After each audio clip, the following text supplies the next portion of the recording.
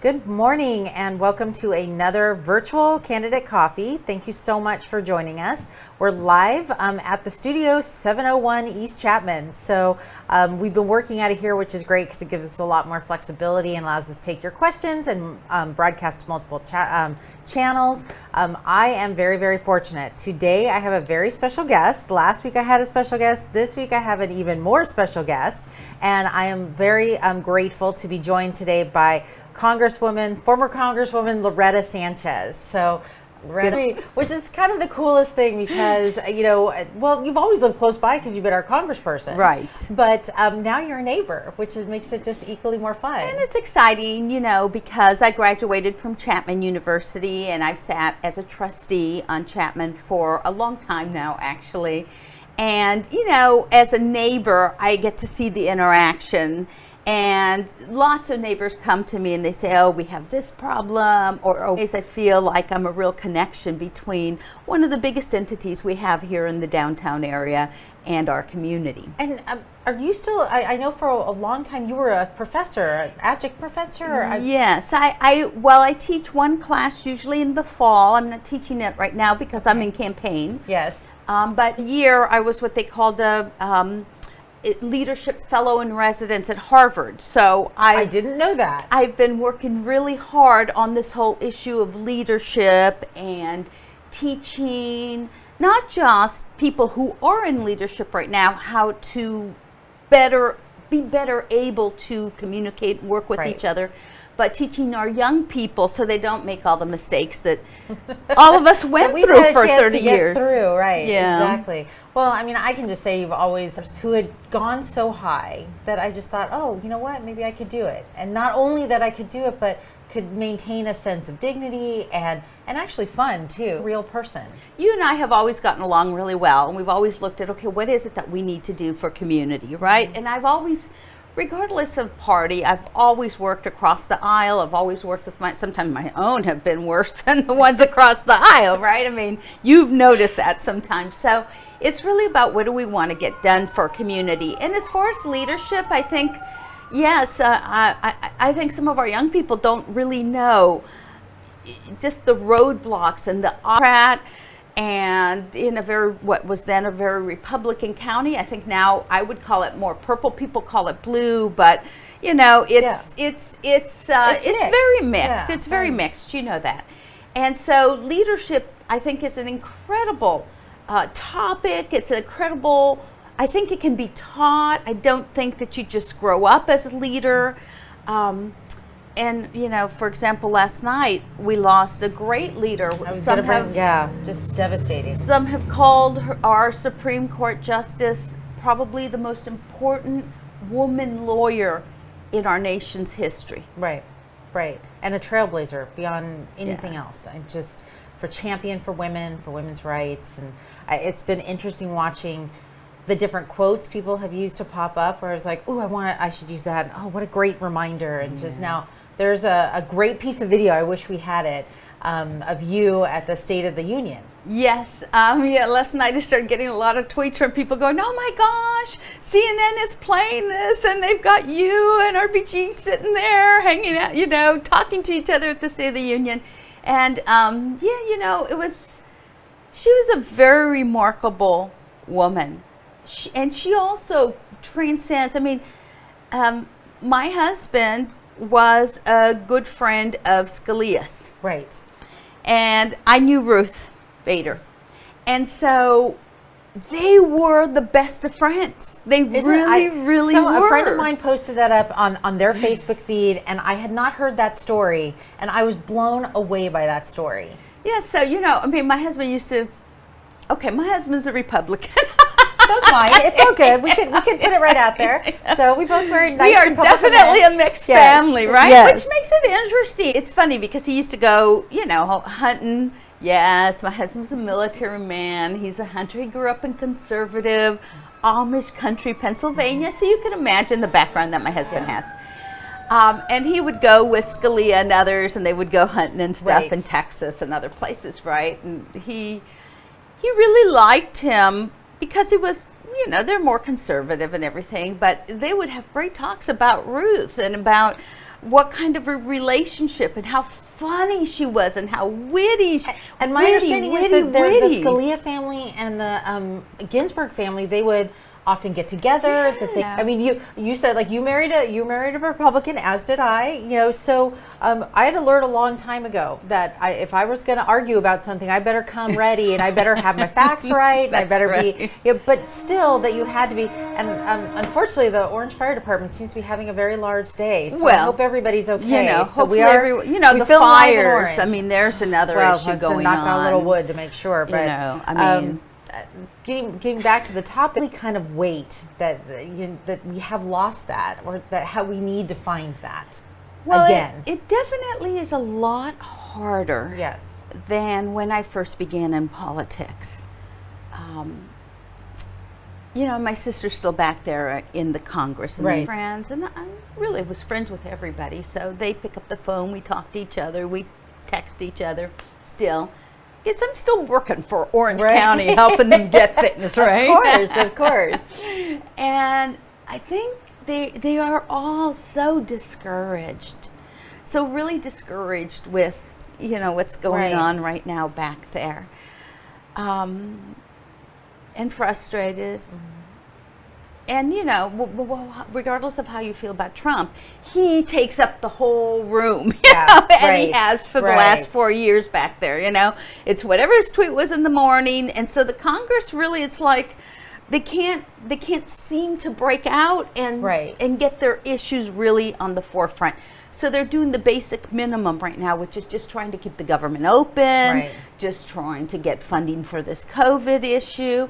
And it can be disheartening. And, you know, so that brings us back to the local, because, you know, I think that's one of the things I tell people when I talk to people is we're going to change that here locally, because, you know, I look at, you're my neighbor, my other neighbor, and by talking and getting, you know, what we care about at the local level is real. That's real. And in a lot of ways, like, how do we, you know, we need to fix this fence line. We have to have a pothole fixed. We need to make sure the trash is picked up. We need to do. Call me and they say, I feel so disheartened. Yeah, I go, turn off the TV. Mm-hmm. Begin by turning off the TV. That's a good point. You know, they ask me, where do you get your news? I say, I look at the BBC. Believe it or not, Al Jazeera, since it was sold, Al Jazeera has really some really good international things. I do a lot of work in news because of my husband. He does watch TV, you know, so I kind of hear what the other side is saying. But that's not a bad thing. No, it's an absolute good thing to listen to. Excuse me, maybe I'll get some Democrats mad, but on some things they're right. Yeah. Okay, so we just have to be listening and trying to get as much information as we can, but we really got to turn off the TV. That's the first thing I tell them. I said, the second thing is, look at your community. Back to, you know, that I'm running for your position. You currently hold. That's where we're going next. Yeah, so. You currently hold this trustee position that gets elected out of Orange, but really represents a much larger area, right? And to two of our most important institutions, Santa Ana College and Santiago College. And these community colleges are what I call the gems of our community. It's where the community comes on campus and where we turn that community college into the community. So, and as you know, you and I have worked a long time because I understand these are two important gems that we have there. So I tell people. And you have helped us for years build them up and really promote them and get them the resources that we want and need. Everything that we need, you know, if we need to have hearing, if we need, that's where community comes. That's where we hold it. That's where we have dialogue. That's where we come together. And so I tell people all the time, if you want to change things, begin by what's really right here in your own community. Homelessness, COVID, issues of park and space. Mm-hmm. We've learned so much since being inside our homes how important green space is to us. And really, you know, this COVID thing can be very hard. You know, I have an 83-year-old mom. Right. With Alzheimer's, and diabetes, and I've been her primary caretaker during this COVID And obviously situation. we need to protect people who are fragile in that We way. need to protect them. We need to, but you know, putting her in her backyard, knowing that there's an open space, just lifts her spirits. Right. And so this COVID thing has been very tough on families, but I think it's also done one thing at least. It's made us learn to sit at the dining table again together, Yeah. and maybe have the discussion and spend time with our kids. So in that way, it's kind of been good. You know, and a lot of people have talked to me about that they've shared that they've been doing that with their families and multi-generational families, because they've expanded a little bit where it's safe so that they can keep those connections, which kind of harken back to like what, you know, what my grandmother, so that kind of communal, you know, building up that particular unit again, and then going out to the community is so important. So speaking of community, and you already just brought it up a lot. So you have done all these amazing things. You have traveled the world, and now you are traveling. You're back, but now you're going to really give back to the community because you are running again. Yes. So several. It began with students. Yeah. Students actually said, you know, we can't afford to go, and we know you can raise money. Everybody always looks to me for money. I don't know why. They said, you know, can you help? Why don't you run for Rancho? And then it's the faculty. Some of the faculty called me, the administrators, some of the board members themselves. Yeah. I talked to you. I talked to a few others.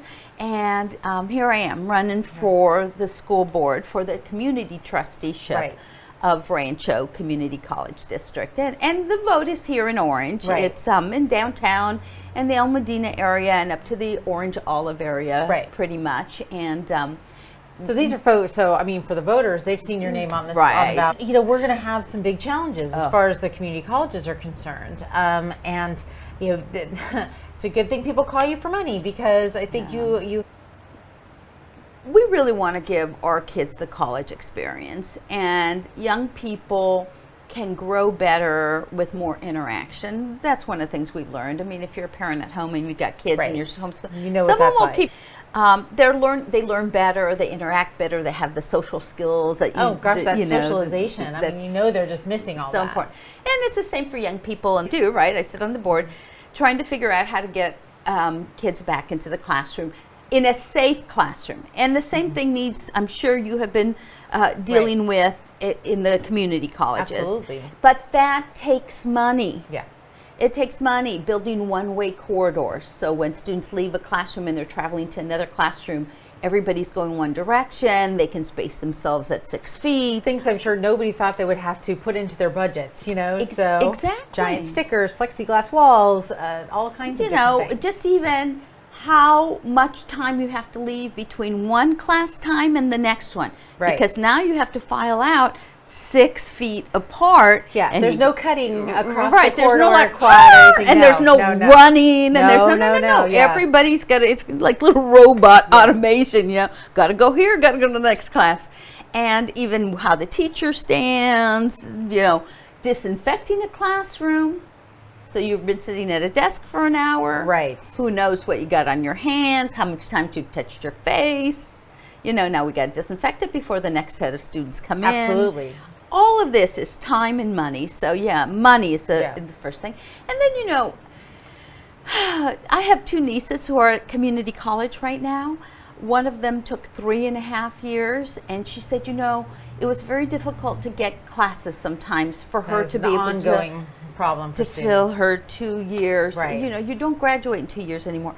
Well, especially at these 2 community colleges, our families are facing really hard financial times. They were before. Right. Now a lot of them have lost their jobs or only working part-time. Some of the kids are having to drop out for the time being and help lift the household income. Right, a new burden is on their shoulders, which also brings a really big part of what we do at the community colleges is jobs. So that job retraining, with so many people affected by COVID who are out of a job, or they got laid off, or their job has now just disappeared. Now they're looking at what's next. Yeah. And this is a perfect place Right. for people to come to figure out. It's also, and again, takes money and effort for the community college Right. to work with the employers and say, what are the jobs that we'll Exactly. be hiring? Exactly. You know, and how do we get the businesses to tell us what training is required so that people can get in, get the training they need, and get back Right. into the workforce? It's not all going to be about a degree, No, so no. it's going to be about training. And you and I have both been big fans and been supported in the past by the building trades. Yes. And I mean, those guys have always just rocked my world in terms of And gals. how they and gals. That's right. Once You're in a right. while, Thank gals. you. Once in Thank a you. while, gals. We have a lot. We actually have a lot of young women who've gone through Yes. different programs for apprenticeship. Yes. And they've always the trades have always been great supporters and have made it very clear to us that was to the middle class. Right. Which was just they were spot on, and we have been actively trying to build out those types of classes. And it's not, people think it's just welding or maybe it's just construction trades, but it's those. It's hospitality. Sure. It's water, which is huge. Water jobs. It's taking blood for COVID tests. I mean, It's true. I remember with St. Joseph's and Santa Ana College putting in a nursing program. Right. Because there's such a shortage of nurses, for example, and so we have it over there at Santa Ana, and I was able to bring both groups together because St. Joe's needed it. And we didn't have the program in our community college, and bring the funding, because when you train a nurse, you don't stick 40 people in a classroom with one teacher. No, you have labs you have to do. And they have to have that clinical training. Exactly. They have to. And usually requires a nurse or someone with a higher degree to actually be the instructor, which means you don't pay them at $4,500 for the semester. Right. You have to bring them on at $8,000 for that class or something. It's not easy to do, but it's what we have to do in order to have our people trained so that we have what we need. Right. Employers help people To stay. Yes. have a home, hope for a better life for their children. I mean, everything that we all want. And you about your pathway, and I've heard you talk about your dad, which I love because you know how I feel about my papa. Yeah. So, but the advice, kind of how he looked at and pushed you in math, which I always thought was a great story. Yeah. Well, I went to school, I don't want to date myself here, but I went to school at a time when the parents had to sign off on all the classes you took in what was then junior high, now called middle school, of course, and high school, and they had to sign, So my dad always made sure I had math and I had science. So I had chemistry, I had physics, I had biology. Wasn't letting you slack off. I had calculus. Right. And then when I got to Chapman, when I went over to Chapman, I mean, most people don't realize that I took science and stats and math for 2 years before I decided, I want to be an economics major. So Still needs a lot of math. I made so easy. Then a biologist, Professor right? Doty, then he became President Doty. Now back to Professor Doty, said to me, "You're the best student in the class. How did you do it?" I just looked at him. I said, "I'm a science person." Yeah. And economics is a science, right? Yeah, it is. And now he's the one out that we're always kind of waiting with bated breath to hear him give his forecasts year after year. Yes. So I'm so glad that even though he's retired from the presidency, that he, again, a neighbor, you see him around, you see him running, you see just these. We are so lucky. I've always felt this in Orange in general, but the people who make up the fabric of our community, I don't think everybody really knows how many amazing leaders we have in our community. We actually really do, and I think that that's one of the reasons why Orange is not a drama city, right? I mean, we're fiscally conservative. I think the college keeps us with young people, so new ideas are being infused. But I think overall, the people who live in Orange are very, very just just very family oriented and very strong Yeah. commitment to the community. They are. And I talk about it all the time. I've spent years volunteering. There's like so many years we would be out doing something for Thanksgiving or for seniors or for vets, and then you would be there. So you know what that drill is like, in terms of when somebody asks for help in our city, Johnny on the spot. So you know what it's like to get that call. It's funny because my husband always says, "You're retired," That's what people seem to get most busy, actually. And people are calling you all the time. Don't you know how to say no? And it's a disease. There's therapy groups for it. I think it's my calling. Yeah. Believe me, I came from a profession in the financial industry where I was making good money before I decided to run for Congress. Mm-hmm. But I learned that volunteerism and that community from my parents. My parents were always the Cub Scout leader, the Brownie leader, the Bobby Sox coach, the Bobby Sox umpire. My mom ran the snack bar. I picked it up by osmosis. Right, because I saw my parents doing it. They didn't sit there and say, you have to give back to community. Right. They give back to community. My mom would say, as soon as I turn 16, you have to come and, run the snack bar on this day and this day and this day. Here's what you're doing. This is what you're doing. Right. We have a joke in our family with my boys. It's like my husband and I volunteer. My boys are voluntold. So That's good. But it's exactly the same. My parents did it to me. You will be here. This is what we are doing. This is part of our family culture, and now we're in turn doing it to our boys. And as our family has grown with extended family members, and it just gets bigger and bigger, and that's how you build kind of a force in the community. Yeah, I did want to mention something. This is a little bit more international. I told you, and that I do a lot of work internationally. I've been working with Pope Francis. Oh, I did not know that. Well, I'm just all ears. He's very interested in climate change, not like climate change, crazy climate change, but just know, I always love how you put things. It's just my favorite. There are fringes of everything. There are fringes of everything. You know that Pope Francis is not a fringe character here.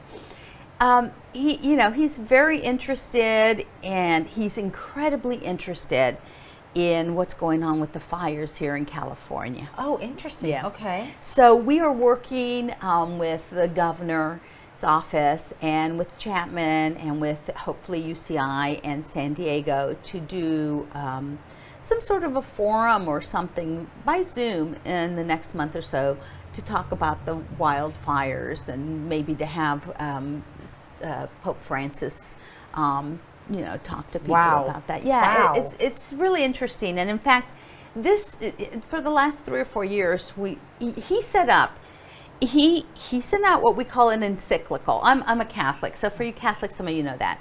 An encyclical about 3 or 4 years ago, and it was about climate change and stuff, things happening. And now he's going to do an encyclical on the 3rd of October. I may be in Italy for that, although I have an election I'm working really hard on, you know what I mean? But he's asked me to go on the 3rd of October, which is, he's going to do an encyclical and release it. It's called Tutti Fratelli. So tutti is everyone or everything, and fratelli, fraternal, right, brotherhood, is basically we're all in this together. We're all brothers, right? And it's going to talk about COVID. It talks about climate change. It talks about how we all have to work together in community. And one of the hard in Italy, and there was this unbelievably moving photo of him, and I want to say it was not Easter Sunday. I think it was Palm Sunday. I believe but it was he was Palm by Sunday. himself in front of St. Peter's, and he talked about that. He talked about that then, about this brotherhood, about we are all in the same boat. Right. We need to stop hitting each other. As children of God, can we do that? So. Yeah, and that's what Tutti Fratelli is about. It's about, guys, let's just come together. There's a lot of issues on our plate, and together we can figure them out. And, there's a big Catholic community here in Orange, so I hope that they will tune in as soon as the 3rd of October. That is the 800th anniversary of the Feast of St. Francis, and he will celebrate that in Assisi. And unfortunately, I Gosh, learned that would be powerful. Again, rearing its ugly head in Italy. There, he's going to be doing it in an empty church, basically. But it will be on the Feast of St. Francis, 800th anniversary there in Assisi. Well, and how interesting that, and to me, this is what makes you such a fascinating that would you think, well, how would that translate at the community college level? But if you're talking with Pope Francis and a consortium of folks who want to talk about, well, how does climate change affect wildfires, and look at the fires and what is that damage, and here we are at Rancho, we're training the next generation of firefighters. Absolutely. So, and to have that connectivity is, I can't even imagine what a powerful thing that would be.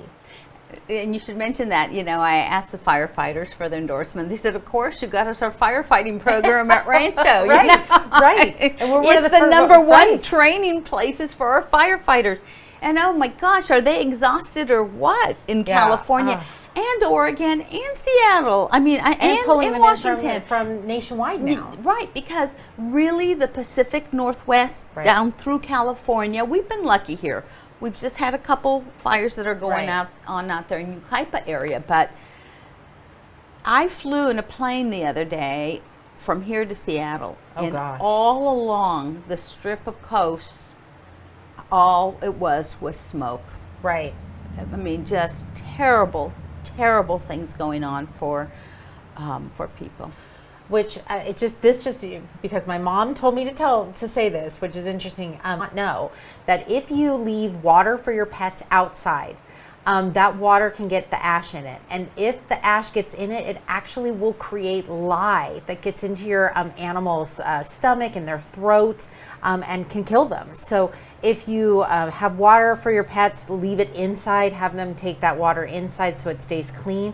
I did not know that was a danger. So and that's literally the tip of the iceberg. That out in the urban my mother and I areas were out by evacuated 2 years ago in the fires coming up the Santiago Creek. Right. It was right at the end of our street there on Walnut. She lives on Walnut. Oh gosh. And I heard the phone. A terrible phone. Who would know that? Right. Just tell me, if you're receiving this phone call, get the heck out. I looked at my mom. I said, let's pack and leave. Bye. Yeah, that was 2018 that happened. And it's not until you have those incidents that you see, like, how good is our infrastructure, how good is our teams, to help get people out, but also just traffic and impacts and flow. It's like that's when your mettle is tested. So. If you were up on the other side of Cannon, living up there in the Mayberry area, in that area, I mean, that's not the area that votes for me, but I felt very badly for those people in 2018 when this fire thing happened, because there was down like Santiago Canyon Boulevard.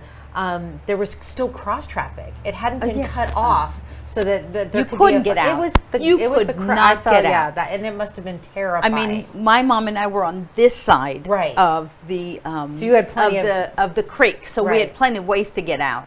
But if you were on the other side, tough. It was very, very tough. Yeah. So and scared a lot of people. And I think absolutely. How are we doing on time? We're doing great. So we have like 15 minutes. We could, I think that we just, we're almost done. So, because we've got a long time, which I knew it would be an easy peasy conversation to be able to chit chat with you. Is police officer training with the Sheriff's Department. And today, someone just pinged me, it is National Thank a Cop Day. So for all of our OPD guys, for our Sheriff's Department, for anyone who wears a badge, thank you. You do a tremendous job, and it's not been easy of late, but I know that you have always had law enforcement close to your heart. Well, I have family who are law enforcement, good law enforcement. I have to put that caveat these days. Look, any profession, and you know this, any profession has its bad apples. And that's why we have internal affairs, and we have hopefully police commissions that really care about what they're doing and things of that sort. But, I always say to people, you're going to call at 2 a.m. when someone's breaking into your house. I think you're going to pick up the phone and you're going to call the police and you're going to say, help me, because that's happened to me before. Yep. Turned out to be a possum. Oh, no. Said, God, don't leave your door open during the day because possums and raccoons and other things. Go look for a place to take a nap. Can't get in, right? So this possum had gotten in during the day. I didn't know he was in a closet or something. And then at night, of course, he's not nocturnal, so they want to get out, and it's just all this noise going on. I'm like, oh my God, something's going on. And there's no forced entry. You have to come and open the front door. I'm like to my husband, go open the front door. Why me? I'm not doing that, so. It was a possum. But anyway, who are you going to call? I mean, I know who I called. Right.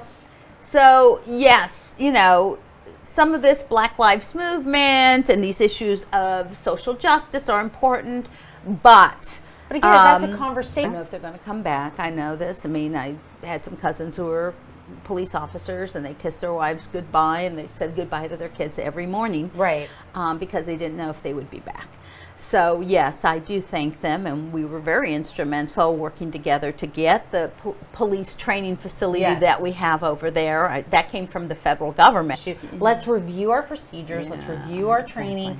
What are we doing, and bringing all that into context. Well, that allows Rancho to train our future police officers the way we want to train them.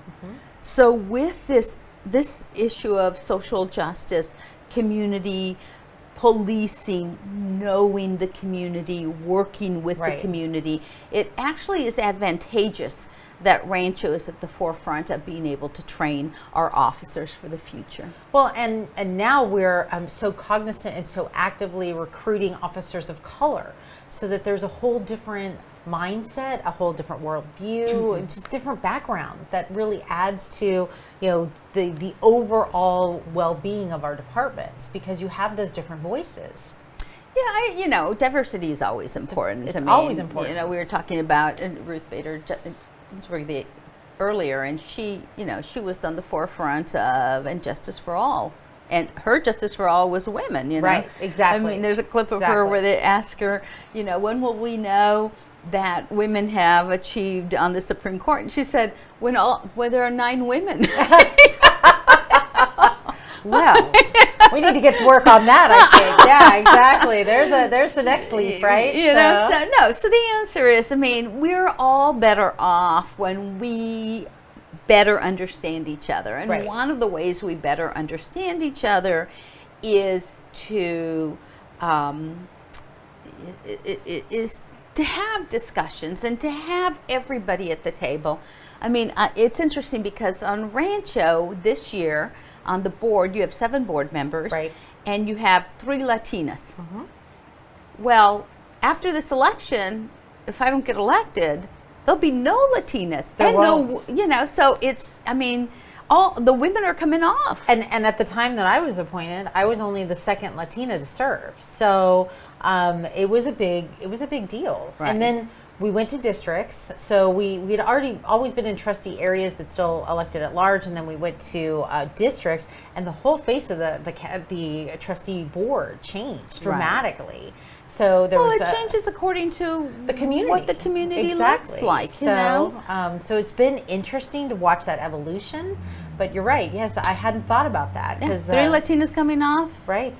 One has already moved to city council for Santa Ana. Another one is running for mayor in Santa Ana. You're running for the city council here in Orange. So when I get elected, I'll be the only woman. It will be all men. That is shocking to me. I hadn't thought about it. Think about that. Yeah, I hadn't thought about it. And yet, you know, if you're elected to that seat, you'll probably be the most experienced person on the board. Just in terms of all that you've done and all that you've accomplished, it will be amazing to watch. So, well, I think, you know, one of the things that we can do is impart our knowledge to new leadership. This issue of leadership is very important to me.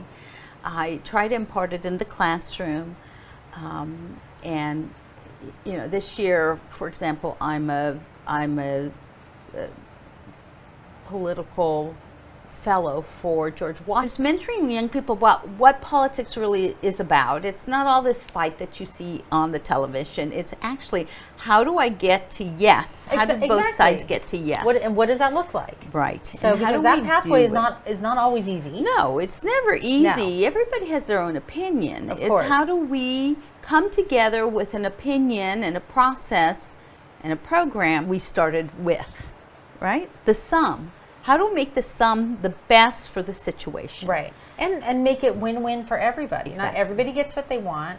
So, but speaking of which, and I'm just going to throw this out to you, of all the things that you've done, and especially your time in Congress, what is the thing you are most proud of? Is there one thing that just you always come back to and just go, yeah, that was going on in the Congress? I was an expert on nuclear warfare and chemical attacks.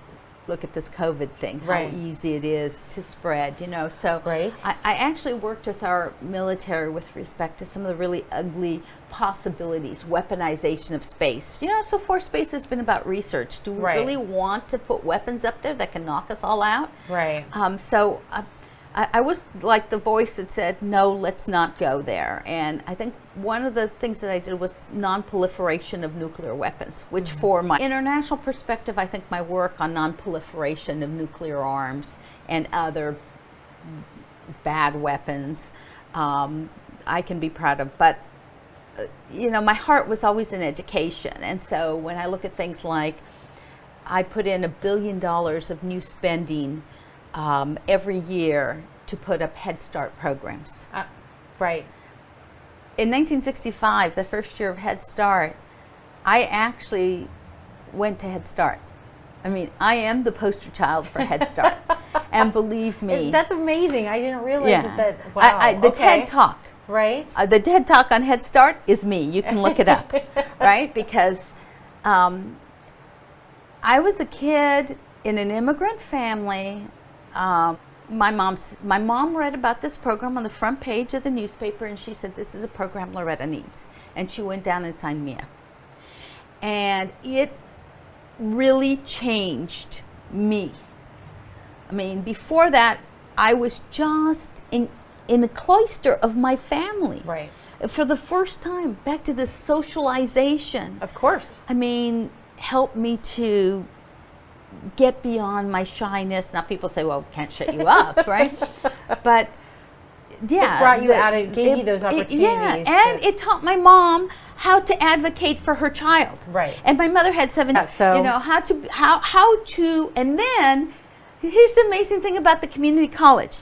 At age 45, and this is at a time when people didn't, especially women, didn't go back to school. Right, okay? No, that didn't happen. At age 45, my mom went to the community college, took a GED to get her high school equivalency. Remember, she's from Mexico.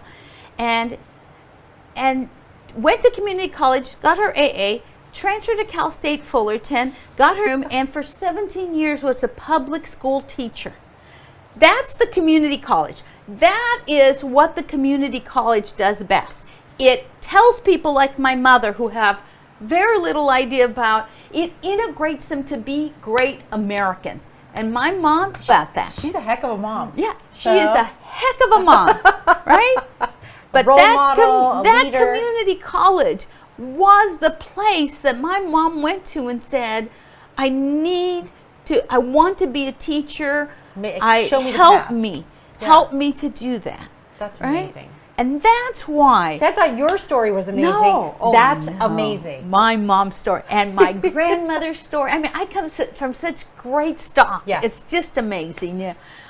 Our moms are really moms something. Are tough. They are tough ladies. So, and that to make sure that kids whose families can't afford preschool right are able to go to preschool. And why is it important for those of us who can't afford preschool? Because when your kid enters kindergarten, right, and if you were able to afford it and you put your kid through preschool, but I couldn't afford it, and so my kid's starting kindergarten, then what do you do? Guess what? My kid's gonna be behind. Right? So the first thing is, from a social equity standpoint, when the race starts at kindergarten, the kids who didn't have Right. That or behind already from the very get-go. But the second thing is, your kid's going to learn less if my kid is Right. fidgeting in class, doesn't get what's going on, And needs extra and time needs and attention extra with the time and teacher. attention. It Right. brings the level of what can be taught in the classroom Right. down. So the answer is, we all need to invest in early. So I'm a big advocate. So Yeah. I think one of the best things I ever did was to ensure that we put more money into Head Start and we could have more kids go to preschool. Of course, California has preschool, Right. but a lot of places don't. And at that time, California didn't have that program. So for me, that, the things that I did in education, passing, oh gosh, people thought it was easy, but it wasn't. I was on the Nothing's military easy. committee, Right. passing the new GI Bill. Oh yeah. Okay. Right, because our veteran centers, I mean, they absolutely benefit from that. From guys coming back, girls coming back, and saying, "Okay, I've done my service. I have honored my country. I've given everything that I can give, and now what's next?" Look, in the 20 years that I was in the Congress, we couldn't pass an education bill. Two sides, they just Yeah. couldn't get together. But we passed the largest education bill ever in the military committee. It was called the GI Bill. And it says that if you have served our country, if you served us for 4 years, up to 4 years, we'll give you 4 years of paid tuition, rent, Right. and books and supplies for those 4 years. And if you use it and she doesn't or he doesn't Right. use it, your kids can use it. It is fantastic. the That's largest education bill. And then what did we do here? I made sure that every university and college we have in Orange County had a veteran service center. Right. Right? Why? Because we want to make sure, look, our people coming back from Iraq and other places They need can be very messed up. and need a lot of support. Right. A ton of support. Right. So, making sure that, again, the community caught Has through this. people and counselors who understand Yeah. if they're dealing with trauma, if they're, a lot of them come from other places. So they come to California to take advantage of this, once, but they didn't grow up here, so they don't have that support network. Right, right. So we can hook them at level.